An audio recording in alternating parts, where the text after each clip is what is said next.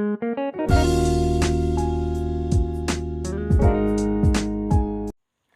afternoon, everyone. You are still with me, Agnes Hanepe Simanjuntak. Today, I will accompany you to listen to some prep news, some actual news, and some of the latest news this afternoon. And now, I will bring you the news. Indonesian earthquake kills 8 in Java, jolts Bali. 10:49 am, April 11 and 21, a strong earthquake killed at least 8 people, injured 23 others, and damaged more than 300 buildings on Indonesia's main island of Java and was also felt on the tourist hotspot of Bali, officials said Saturday. No tsunami warnings were posted. The U.S. Geological Survey said the magnitude 6.0 quake struck off the island's southern coast at 2 p.m. local time. It was centered 45 kilometers south of Sumber Puchung, town of Malang district in East Java province, at a depth of 82 kilometers. Rahmat Riono, the head of Indonesia's Earthquake and Tsunami Center, said in a statement the undersea tremor did not have the potential to cause a tsunami. Still, he urged people to stay away from slopes of soil or rocks that have the potential for landslides. Thousands of homes were damaged. Television reports showed people running in panic from malls and buildings in several cities in East Java province. Indonesia's Search and Rescue Agency released videos and photos of damaged houses and buildings, including a ceiling at a hospital in Blitar, a city neighboring Malang.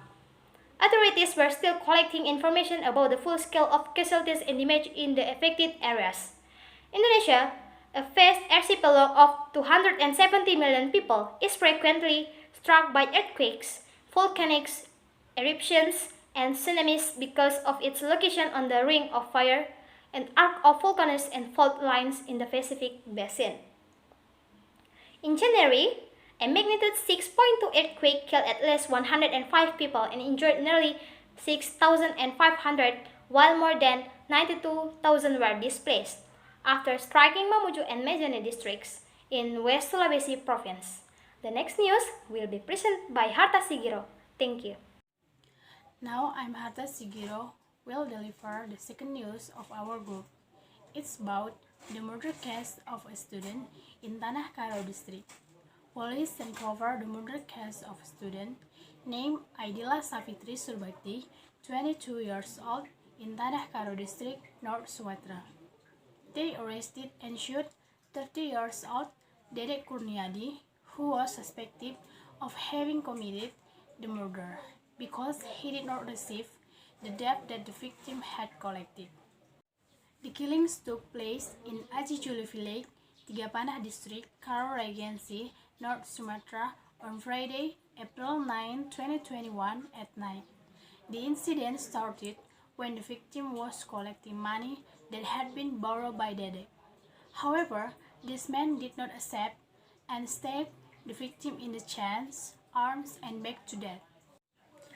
The perpetrator admitted his action on the grounds that the victim often insulted him when he asked for the money borrowed by the suspect. The suspect is currently still undergoing intensive examination. That is the newscast from me. Let's hear the next news from Karenina Lapian. My name is Karenina Lapian. My news report about the question for the Junior High School National Exam was late. Problem leaks, will the UN be repaid? The leak of the national exam questions for Junior High School, which was held on Wednesday, April 23, 2015, is big news for this year's exam implementation. Minister of Education Anies Baswedan said that the perpetrator who leaked the exam questions had already been investigated. He explained that the perpetrators of the leak would be prosecuted according to the applicable article. From the results of the verification carried out by Puspendik, or the Education Assessment Center for Balitbang Kemdikbud, 30 booklets out of 11,730 were illegally uploaded to the internet. After receiving the report, the Minister of Education immediately coordinated with the Minister of Communication and Information to block links on Google containing the illegal content. Collaboration was also carried out with the Google in an effort to block this content. It is suspected that the leak of the UN question involved elements from the state printing company who had been appointed to print all the national exam questions. Searches were also carried out internally by the printing company to find out who has really behind this incident. The leakage of the national exam questions is still a consideration for the Minister of Education whether to reconduct the test again or not. But the most likely the exam will not be repeated. This is based on consideration regarding the value of the cost of making the questions. This is my news report. Thank you. My name is Gian Jonathan Paulo War. My news is Apex Legends Mobile will be released on the mobile platform. On Tuesday, April 20, 2021, Respawn Entertainment announced that game Apex Legends officially will be released at mobile platform soon, and the first beta version will launch in India and Philippines. From the producer, Drew McCoy, Tina Sanchez with the publisher, the Electronic Arts, and the developer, Respawn Entertainment. From Polygon.com, according to Respawn Entertainment, Apex Legends Mobile is similar to PC and console, but has been completely redesigned so that it is more suitable for small touch screens of a mobile devices. Therefore, Apex Legends Mobile will not crossplay with other game versions. Apex Legends Mobile will also feature a unique battle pass and cosmetic items that are separate from those in the PC and console version of Apex Legends. Respawn Entertainment didn't share the full release date for Apex Legends Mobile in posting its announcement on their official website, but it seems that some players won't have to waiting to get one. Developers are starting a small beta test in the spring of 2021 for Android users in India and the Philippines.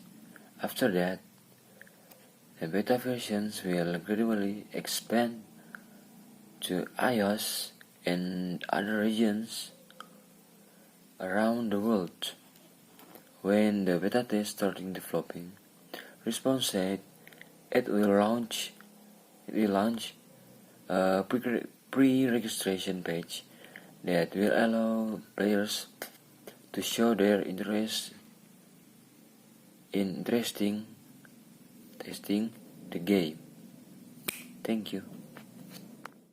Good morning, my name is Dora Clarisinta Brusurbati. Here I will deliver the fifth newscast of our groups. It is about Mount Sinabung volcanic eruption in 3 sub-districts covered in 6S.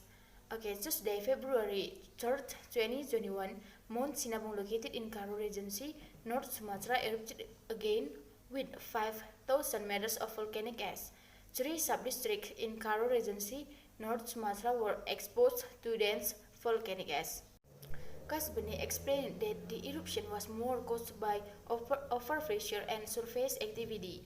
The eruption lasted only briefly and were not followed by an increase in seismicity and visual changes that led to a larger series of eruption, he said. Mount Sinabung is currently already level 3.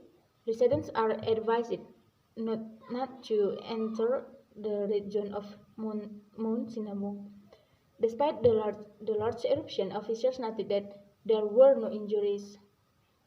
In addition to spewing volcanic ash, the eruption of Mount Sinabung also released hot clouds several times. The center of Sinabung volcano PVMBG recorded 13 times the hot cloud from 6:45 p.m. to 8:22 p.m. Okay, the next news will be presented by Mesilano Bakatita. Okay, thank you. Drink 1.5 liter vodka. When live on YouTube, this man rushed off to death. A man in Russia died in live streaming on YouTube after he drinking 1.5 liter vodka.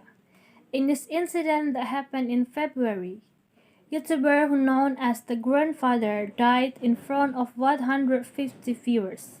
His collapse happened after Rudishikin doing trash streaming, doing these dangerous things just for money. Paramedics were immediately turned to the second residence in Smolensk and found his body was lifeless. Through the First Step to YouTube channel, Deshikin is known for taking action that is considered dangerous. According to Daily Star, the viewers looked very scared after Deshikin fell down while drinking 1.5 liter vodka. The latest incident was increasingly raised criticism of the First Step to YouTube channel, which was considered targeting for the rebel groups just for money.